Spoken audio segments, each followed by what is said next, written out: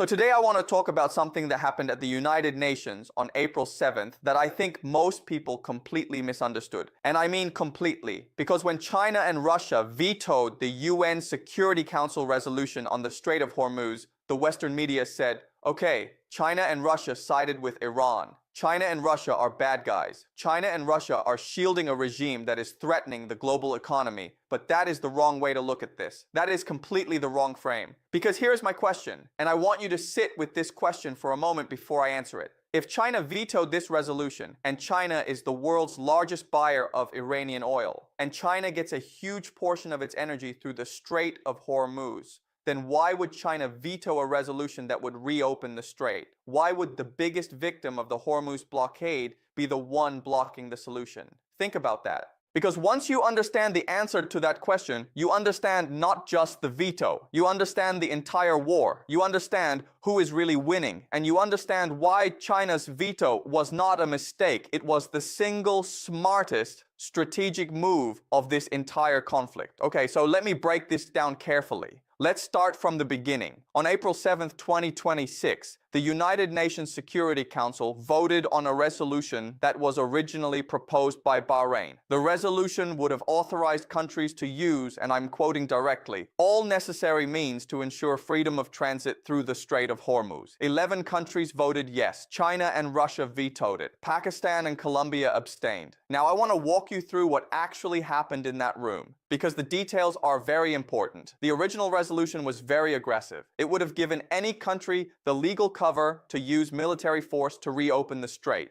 Russia, China, and France all said, no, this is too extreme. We cannot authorize the use of force. So they revised it. They took out all references to offensive military action. And still China and Russia vetoed it. Then they revised it again. They took out any reference to Security Council authorization entirely. And still China and Russia vetoed it. So they kept weakening the resolution. They kept making it softer. They kept taking out the aggressive language. And China and Russia still said no every single time. Now the American ambassador said China and Russia sided with a regime that seeks to intimidate the Gulf into submission. The UK ambassador said China and Russia chose to shield their ally, Iran. That is the Western narrative. China and Russia are protecting Iran. But I want you to really think about this. Is that what happened, or is something much more sophisticated going on? Okay, so here is my framework for understanding this. And this goes back to something I have discussed many times on this channel, which is the idea that in geopolitics, you should never look at what a country says. You should always look at what a country does. And more importantly, you should always ask,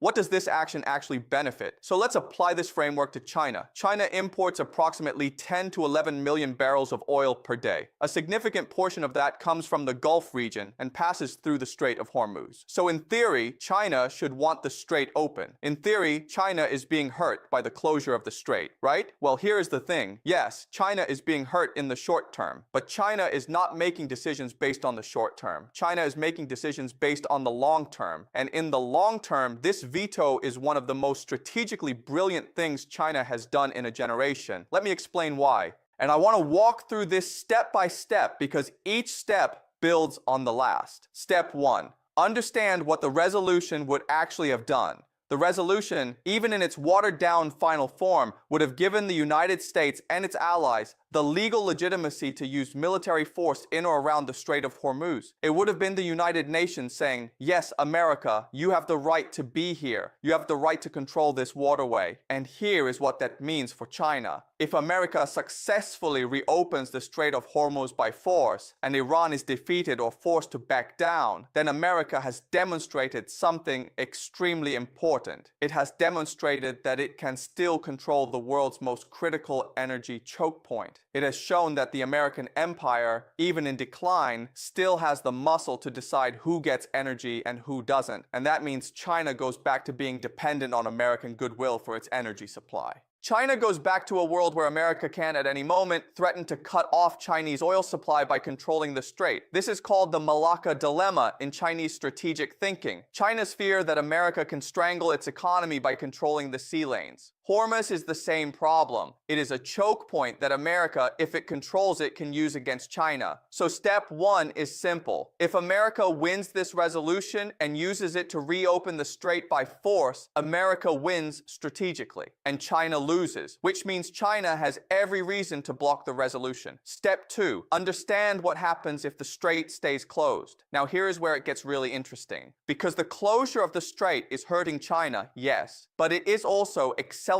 something that China has been working toward for decades, which is the de-dollarization of global trade, the weakening of the petrodollar system, and the rise of alternative trade routes that China controls. Let me explain the petrodollar system first because it is the key to understanding everything. Since 1973, all oil in the world has been traded in US dollars. This was a deal between America and Saudi Arabia. The Saudis sell oil only in dollars. America protects the Saudi regime because everyone in the world needs oil. Everyone in the world needs dollars. This creates permanent global demand for the US dollar. It is what allows America to print money, run enormous deficits, and finance its military empire. Without the petrodollar, America cannot afford to be America. Now, what happens when the Strait of Hormuz is closed? Gulf states cannot export oil. Petrodollars stop flowing. The Gulf states stop recycling dollars back into American stock markets and American AI data centers. The entire financial architecture of American power starts to crack. And China is watching this happen. And China is thinking, this is actually good for us.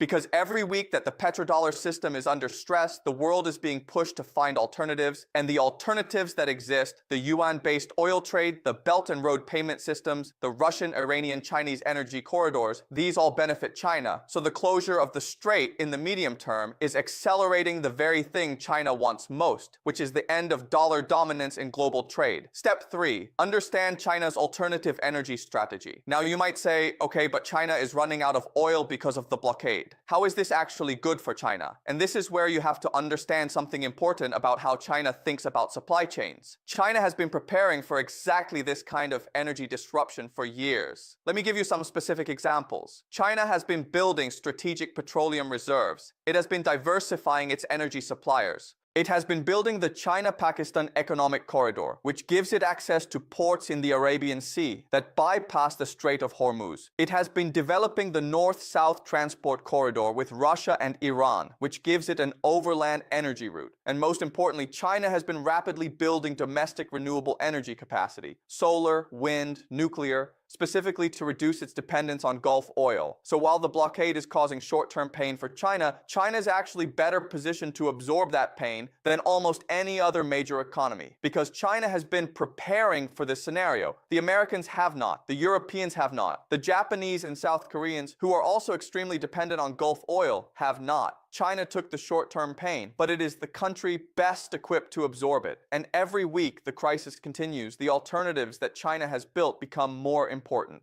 And the American-controlled maritime system becomes less relevant. Step 4. Understand the legal and moral dimension. Now I want to talk about something that most analysts completely ignore, and that is the legal and moral dimension of this veto. China's ambassador Fu Kong said at the Security Council, and I am paraphrasing, that the resolution failed to address the root causes of the conflict. Russia's ambassador said the resolution blamed Iran while completely ignoring what America and Israel did to start this war in the first place. And here is the thing, they are not wrong. Think about what actually happened. America and Israel launched military strikes on Iran, a sovereign nation. They bombed Iranian nuclear facilities. They killed Iranian leaders. And then, after starting this war, America went to the UN and said, Iran is threatening the strait. Please give us permission to use force against Iran. Think about the logic of that. You start a war. Then you go to the international community and say, please authorize us to use force against the country we attacked, because they are fighting back. This is exactly the kind of move that the rest of the world,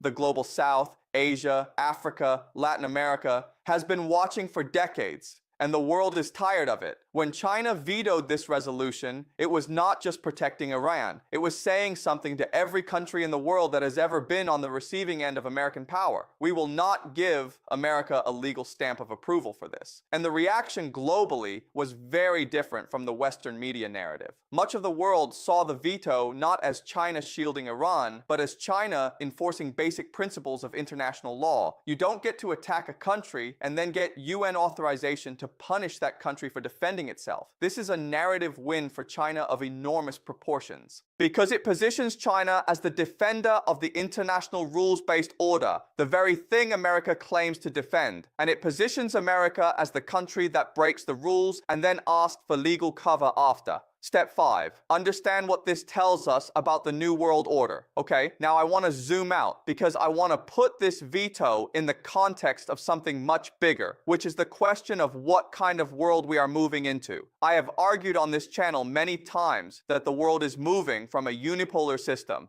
where America is the dominant power and sets the rules, to a multipolar system where multiple great powers all have meaningful influence and no single country can impose its will on the others. The veto on April 7th was a very clear signal of where we are in that transition, because what China and Russia essentially said is this: the United Nations Security Council is not America's rubber stamp. We have a veto. We will use it. And there are things that America wants to do, things America believes it has the right to do, that we will simply block. Now think about what this means strategically. For 30 years, since the end of the Cold War, America has operated with a degree of freedom that no other power in history has had. If America decided to invade a country, it could. If America decided to sanction a country, it could. If America decided to use the UN to authorize its actions, it usually could. Because Russia was weak, and China was not yet powerful enough to consistently push back. That era is over, and the Hormuz veto is one of the clearest signals that it is over, because now you have a situation where America goes to the UN to get authorization for something it considers a basic, obvious humanitarian necessity, keeping a major waterway open, and it cannot get it, not because of procedural tricks, but because two of the world's most powerful countries looked at what America was doing and said, no.